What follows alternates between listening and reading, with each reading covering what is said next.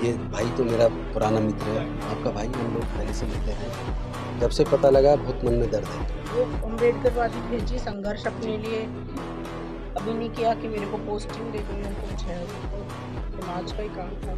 कल गौतम जी ने पूरे देश में बंद का आह्वान भी कल पूरे इंडिया में 11 बजे कल हमने आह्वान किया हुआ पूरे इंडिया में सारे जिलों में।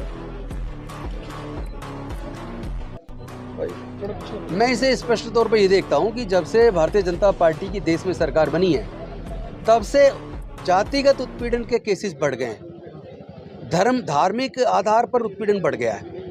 अभी जिस तरह हम देख रहे हैं कि खुलेआम चीफ जस्टिस ऑफ इंडिया जैसी पोस्ट पे बैठे व्यक्ति के ऊपर चलती अदालत में अगर जूता फेंकने की कोशिश होती है तो ये वॉर अगेंस्ट स्टेट है।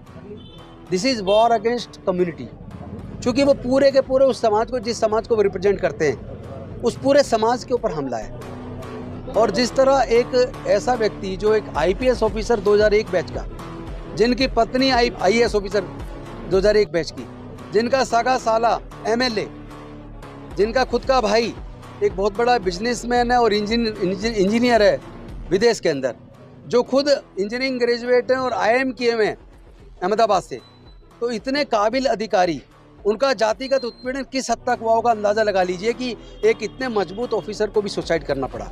तो ये पूरे देश के लिए बेहद खतरे की घंटी है कि अगर किसी जाति विशेष के खिलाफ इतना ज़्यादा जहर समाज में आप घोल दोगे, लगातार उनके छोटे से लेकर टॉप पोस्ट पर बैठे हुए व्यक्ति की प्रताड़ना होगी।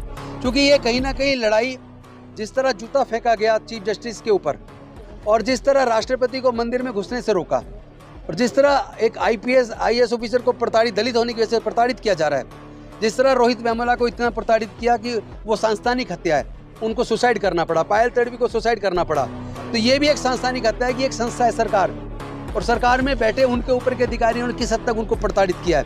इसका मतलब एक पूरी कम्युनिटी के खिलाफ इस देश के अंदर कट्टरपंथी लोगों ने ऐसा जातिगत हमला शुरू कर दिया है। जगह जगह जाति के आधार पर उनके बेइज्जती की जा रही है। जय भीम बोलने के ऊपर ही उनको पीट के कहा जाता बोल जय श्री राम, किसी की दाढ़ी नोच के टोपी उतार के कहा जाता बोल जय श्री राम। मैं पूछना चाहता हूँ, भारत एक विविधताओं का देश है, भारत में विभिन्न जाति, विभिन्न धर्म, विभिन्न भाषा, विभिन्न क्षेत्र के लोग हैं, हम लोग इकट्ठे क्यों नहीं रह सकते? और नफरत से क्या देश आगे बढ़ेगा? आप अगर जाति के नाम पर, कहीं क्षेत्र के आधार पर, कहीं भाषा के आधार पर, कहीं धर्म के आधार पर अगर इस तरह समाज को बांटेंगे, हमला करेंगे, और इस तरह अगर लोगों को प्रताड़ित करेंगे कि लोग आत्महत्या करें, इतने सीनियर लेवल बैठे, तो जरा सोचे उस समाज में क्या इनसिक्योरिटी की भावना नहीं होगी? क्या सरकार कहीं देश में है? क्या ये संविधान के ऊपर हमला नहीं है? तो ये हम चाहते हैं कि तुरंत उस अधिकारियों को, डीजीपी सहित उन अधिकारियों को तुरंत सस्पेंड किया जाए, मुकदमा दर्ज किया जाए, जेल में डाला जाए। जब तक वो कुर्सी पर हैं तब तक हमें फेयर जांच की कोई उम्मीद नहीं है, और हमें लगता है जैसे सरकार उनको संरक्षण दे रही है।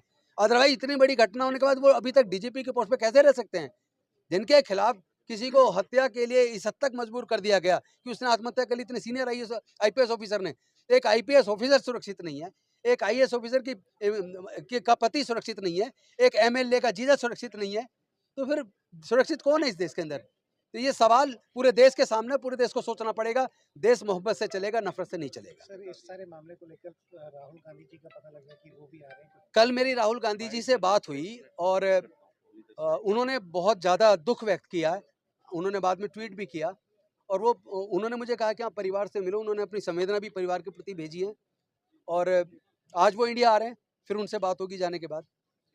शुक्रिया।